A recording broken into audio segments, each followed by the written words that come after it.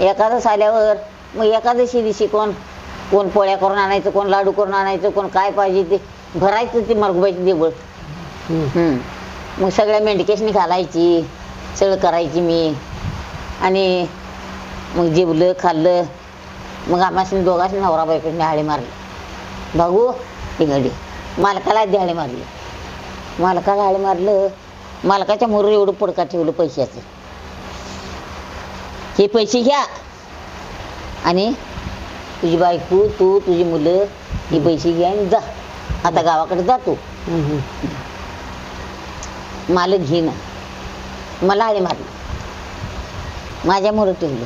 मामा म्हटलं आम्ही पैसे मिळवाय आलेलं नाही, आम्हाला पैसे काय नको, पैसे आम्ही मिळवाय आले नाही. मामा म्हटलं आम्ही मिळवाय आलोय काय, हां या मुलाबाळासाठी आम्ही आलोय. म्हटलं पैसे कशाला पाहिजे आम्हाला.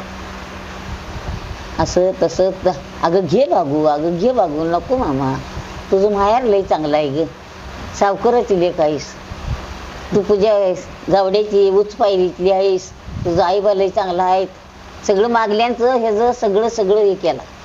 आणि असून भाऊ घे थोडं. नको मामा मला म्हटलं. मालकाच्या अंगात थोडं पैसे घेतला आणि थोडं पैसे दिला. मालकाला कापडं नाहीत, अंगराकी फाटल्यात. आणि कोल्हापुरात जा, मालकाला 2 अंगराकी घे आणि मग तुझ्या गावाला जा.